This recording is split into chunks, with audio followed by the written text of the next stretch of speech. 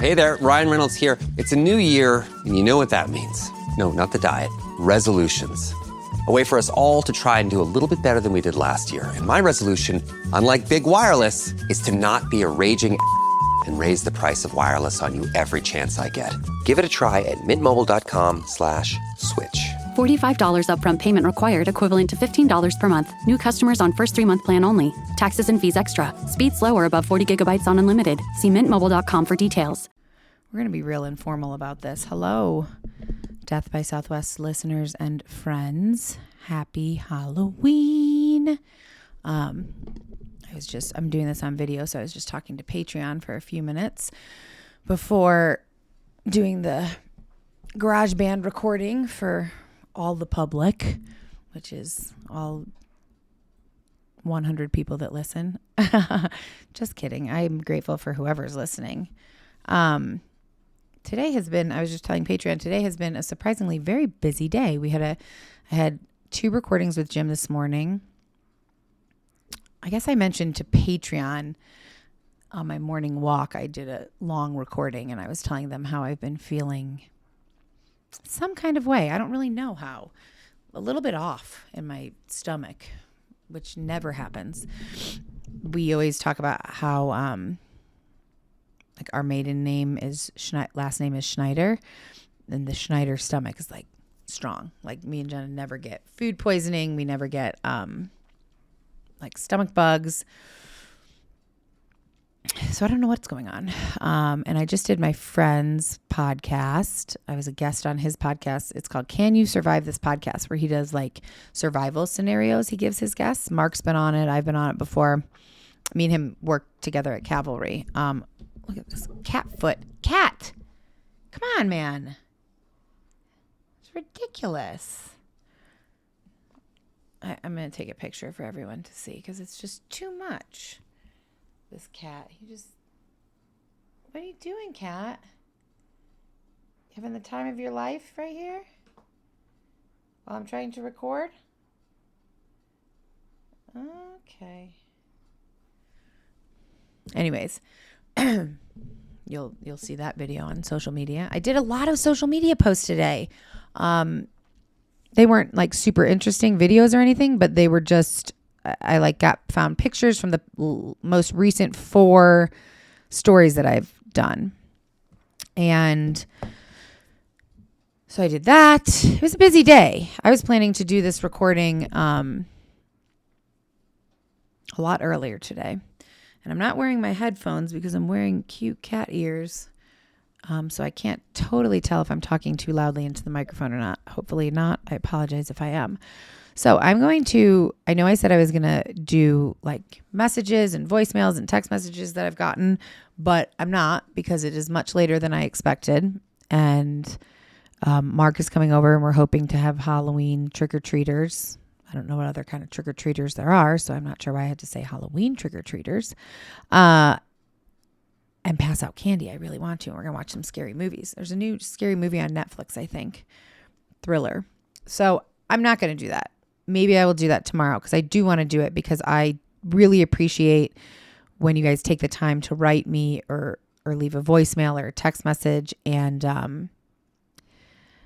I know that for people in the past, it's been fun for them to hear like me talk about read their message and whatnot on the podcast. So I do really want to do that.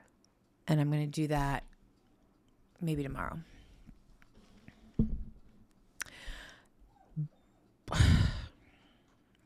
I doubt you can hear that. But Indiana's outside whining. So Mark wanted to do this episode with me, but I was like, sometimes it's just easier to do by myself. But we'll see. We'll see. I'm out of sorts. I've been talking on a podcast for the past like hour and a half, so I'm feeling a little out of sorts. Okay. Excuse me. Wow. This is kind of like a bonus. It's a Thursday, so it's kind of like a bonus. So really, really informal here. Not like it's ever really formal.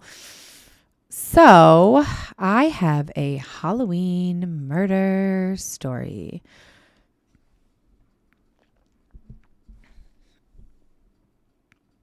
Do I have anything else I want to say or talk about? I guess not. I think we're just going to jump right in. And sorry, Patreon, I just had to move the camera so close to my face because my neck is hurting. So I'm going to be comfortable here. Wow, that's bright. Okay. So today's story, it's not in the Southwest. However, it does take place on Halloween, October 31st, 2002. And this Halloween in 2002 started off like any other for Chris Jenkins. But this one was a little bit more exciting because it was his first Halloween where he was 21. And he was definitely ready to make this a night to remember, or maybe a night to forget, depending on how much he drinks. So he was... You can hear that, I'm sure. That's Indiana. He was a student at the University of Minnesota, right in the heart of Minneapolis. And there were no shortage of options for celebrating on this Halloween night. But him and his girlfriend and another couple decided to head to Lone Tree Bar and Grill, which was a popular spot just right off campus. They're having a great time, really getting into the drinking. But around midnight, Chris was asked to leave the bar, or more accurately, he was kicked out of the bar. And it's not really clear why he was escorted out of the bar. There are some rumors that he was mistaken as somebody that was causing trouble, like maybe he wasn't and somebody else was, but they thought it was him. There's a few other rumors I'll get to, but either way, he was escorted out of Lone Tree Bar and Grill. Multiple witnesses said that he was very drunk when he was escorted out of the bar, and they saw him kind of wander off into the night alone. So his girlfriend, the other couple, nobody left with him. He got kicked out and he was just on his own, which is kind of shitty of his friends. What was strange is that he was kicked out and they didn't allow him to take his coat or other belongings. And, we're in Minneapolis. It's freezing. It's October. It's freezing. So a lot of people since this occurred have questioned, like, maybe the bar was like a little bit hasty in removing him and throwing him out into the cold on Halloween night. And maybe they were a little bit hasty because it was Halloween. So it was a little extra chaotic. But it was unusual because no one else seemed to be thrown out. And there were plenty of other people who were very, very drunk. And a lot of people said that Chris wasn't even the one who was causing trouble in the bar. Who knows? Whatever the reason that Chris was kicked out, and whether it was an overreaction or whether the bar was justified, on this night that was supposed to be filled with, harmless scares, this night would unfortunately end in real life horror, because as Chris wandered away in the cold October night from Lone Tree Bar and Grill, he would never be seen again alive.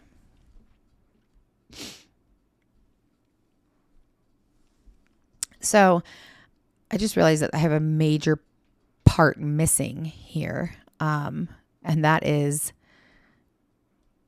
how long until he was reported missing? And like, when did people notice that? Wow. Really overlooked that.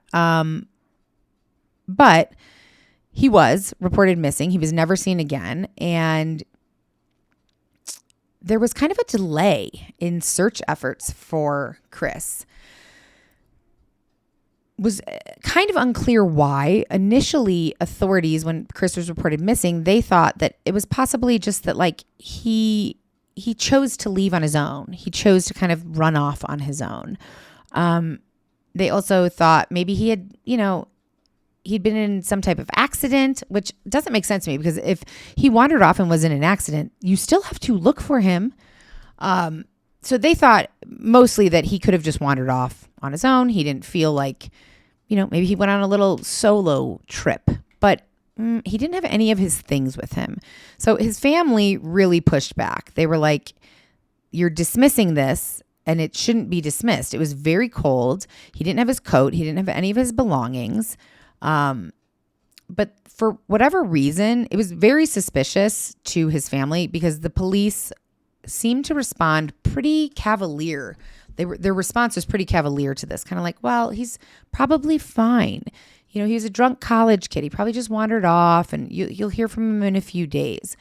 His family was very frustrated by this. They continued to say that was out of character for him. He would not have voluntarily just vanished, especially in such horrible conditions.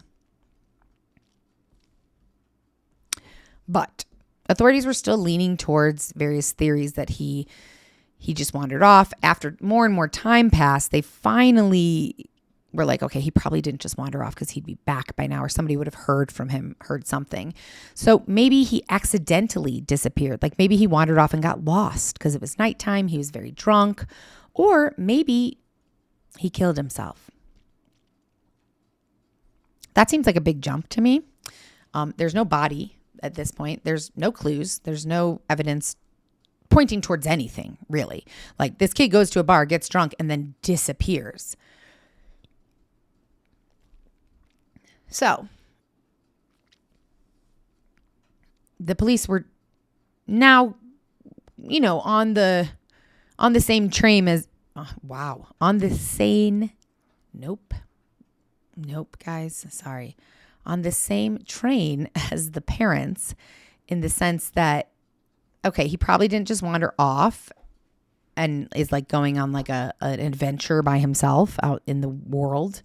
But they didn't suspect foul play at this point. They're thinking it's still an accidental disappearance. Maybe an accident happened, or a potential suicide. And there was, I guess this assumption may have stemmed from kind of a combination of factors. It was Halloween night, which was a time, obviously lots of parties, late night drinking. The police speculated that because Christopher was so drunk, maybe he wandered off and fell into a river, or got lost and like froze in the cold. And, they explained that they were trying to think of what Chris's mindset was that night. And if you kind of think about it with a little bit more information that I haven't shared yet, it's not super far-fetched that he could have wandered off. He was very drunk. So if you've been very, very drunk, especially if you have any kind of like emotional turmoil going on at that same time, you do things that are maybe not so smart. You're not thinking clearly. So he's newly 21. He's very intoxicated. Apparently he had recently had a pretty heated argument with his girlfriend. And then now he'd also been kicked out of a bar. So, police were like, he's probably feeling a lot of emotions. He's frustrated. He's embarrassed. Or maybe he's just feeling kind of like depressed as he got kicked out and he was spending the rest of Halloween night alone. And apparently, I guess this isn't like a huge revelation, but in missing adult cases, when adults go missing, especially when heavy drinking or drugs are involved, authorities tend to initially lean towards a theory of it's a voluntary disappearance or it's an accidental injury, because of their impaired judgment. So despite the odd circumstances, which again, he left without his coat, he left without his belongings, his wallet, things like that. It was freezing temperatures. Police were still not willing to consider foul play. And this really frustrated Chris's family because they were adamant that he would not have disappeared voluntarily, that he didn't have some type of accident out in the world. They were convinced that something more sinister had occurred. And their persistence ultimately did help bring more attention to the case and eventually led authorities to kind of circle back around to the idea of foul play after his body was discovered. So Christopher's body was discovered on February 27th, 2003, almost 4 months after his disappearance. It was discovered floating in the Mississippi River near a spillway. A passerby noticed his body in the river, which weirdly The river had been searched initially, like right after he disappeared. The river was searched and they didn't find anything. He still had on his Halloween costume that he had on the night he vanished, which was a costume that probably wouldn't go over well today, but it was an American Indian costume, Native American costume. So he still had that costume on. This is now 4 months, but he's discovered in the river with this costume on. It was very unsettling. And authorities, nonetheless, still were going to rule this an accidental death. They thought that he probably fell, hit his head, and died in the river. There's so many problems with this theory, though. But let's start off with the fact that when his body was found, his family waited several months before the toxicology results came back, which I guess is pretty typical in cases like this. But when they did get the results, they showed that Chris's blood alcohol level was well over the legal limit, which is so interesting to me. I guess I thought that if somebody had been dead for 4 months, that blood alcohol level would dissipate, but maybe it doesn't once you die. That is something I would be interested to know. So the fact that his blood alcohol level was way over the legal limit, police, again, concluded that his death was due to drowning, and they had to decide, was it an accident or was it suicide? And they eventually settled on an accident. I did find something online, this Reddit post where this guy was talking about this, and he said that some sources mentioned that GHB, date rape drug, was found in Chris's system, but I couldn't find anywhere that was confirmed. But there was another man at the same bar that night that was hospitalized after feeling sick from just having one drink, and his tests showed that he did have high levels of GHB in his system. So there is a theory that floats around that maybe Chris had it in his system too. So by 2004, law enforcement had officially closed this case, sticking with the conclusion that this was an accidental drowning. Bored at home? Head over to Chumba Casino and join some serious social casino fun. With hundreds of games at your fingertips, no purchase necessary. You can play anytime, anywhere. There's a special welcome bonus waiting for you when you sign up. Play for fun, play for free, and you could even redeem some great prizes. Visit ChumbaCasino.com and get ready to reel in the fun. Sponsored by Chumba Casino. No purchase necessary. VGW Group. Void where prohibited by law. 18 plus terms and conditions apply. This was pretty controversial. And the biggest thing that stood out to me was like they didn't find a body for 4 months. Now they searched all over. They searched the woods. They searched the river. There were search. I mean, like missing 21-year-old just disappears. Of course, they searched everywhere and nothing was found. They had search teams had previously combed the area where his body was eventually found. Now, authorities said the delay in discovering the body was due to the river's currents. The river may have moved his body to a less visible location, or it had only recently surfaced due to decomposition, which can sometimes cause bodies to rise after a period underwater. And these explanations did, somewhat kind of quell those suspicions that, like, it makes no sense that he wasn't found earlier. But Steve and Jan Jenkins, Christopher's parents, were not convinced about this. They continued to argue that it would have been very difficult to miss his body if he had been there all along. And the condition of the body also raised suspicions for them. His clothes appeared pretty, like, put together and neat for someone who had drowned and been out in the elements for 4 months. His shirt was still tucked in. His shoes were on. Apparently, this is not very typical of somebody who drowns. And so these inconsistencies with drowning added to the family's belief that something that he may have been placed in the water after being killed. Like maybe he was kept somewhere and kept alive, or kept dead somewhere and then dumped in the water 4 months later. They were convinced that something wasn't right here. And they were determined to find out what that was. And they really went down every possible path. They brought in private investigators. They consulted hydrologists. They even reached out to psychics. At one point, they even entertained various conspiracy theories that Chris had been possibly targeted by a satanic cult. And this is kind of what makes Jan and Steve both like very important advocates in this case, and also difficult advocates because, on one side of this situation, they kept Chris's story in the news. They kept attention on it. They kept trying to bring attention to the flaws in the initial investigation. But on the other hand, they also were using and talking about and sharing with the public some kind of like far-fetched, what do they call that? What kind of science is that? I can't remember now. I think I had it written down somewhere.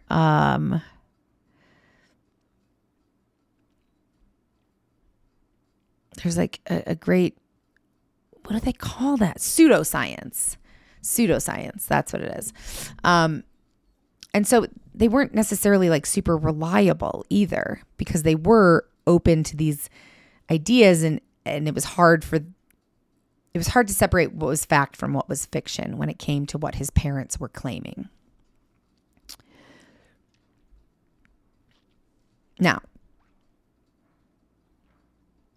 years later, law enforcement does go back to this case, and they do decide to reclassify it as a homicide after years of uncertainty. But, my question was like, why did it take so long? Apparently, the delay in reclassifying Christopher's death as a homicide came from a mix of initial assumptions, limitations in evidence, and investigative bias. So when his body was found, they ruled it an accidental drowning because he was found in the water, and they thought he accidentally fell due to intoxication. There were some injuries like blunt force trauma, but they said this was from him falling and hitting his head, and that's what caused him to drown, which, that seems feasible to me. Also, apparently it's very difficult once you rule a death something. So if you rule it accidental, it's very difficult without concrete evidence to get that ruling changed to a homicide, which is why they stuck with the accidental death conclusion for so long. They also, again, briefly explored the possibility of suicide because he had an argument with his girlfriend. And that seems unlikely to everyone, basically. But the continued pressure from Christopher's family and then re-examining the injuries, his family really did cast a lot of doubt on this accidental drowning theory, and they would not let it go. So the head trauma, once they re-examined it, and again, this is so weird to me. Like, well, how could you not know this the first time you examine it? But it was inconsistent, apparently, with a fall. Like, it looked like they re-examined it, and it was apparent that something had hit him in the head, not that he had fallen on his head. Which, why can't you tell that? Why didn't the ME why didn't the medical examiner know that the first time around? Why did they have to re-examine it? And the condition of his clothing, apparently, which again, I don't totally know, suggested that he may have been placed in the water rather than having fallen in naturally. Again, why couldn't you notice? Why was that not determined the first time around? Like, why was it ruled an accidental death? I have so many questions in this story. But for whatever reason, it took years and the constant effort from his family to get the authorities to re-examine the case, looking at it from a fresh perspective, and then finally acknowledging that foul play was possible, which then led them to officially reclassify it as a homicide. The police and investigators said that they decided to reclassify it because the physical evidence was inconsistent with a drowning, which it was right. It was the day you found him too. And apparently there was also some influence from emerging theories like the smiley face killer theory. And I thought I had heard of that, but I wasn't sure what it was. So I'm going to talk about it a little bit. The smiley face killer theory originated in the 1990s and suggests that a network of killers is responsible for the deaths of dozens of young men across the Midwest and Northeast at that time. Men who were later who disappeared and then were later found in bodies of water. This theory was really championed by two retired New York City police detectives, Kevin Gannon and Anthony Duarte, who believed that these over 40 men who died, that these were classified as drownings, but they were actually homicides. And they believed this because they noted there were a lot of similar factors between the men who were killed. They were all athletic, they were all academically successful, and they all disappeared after being out drinking at a bar. And those are and they were all kind of similar ages.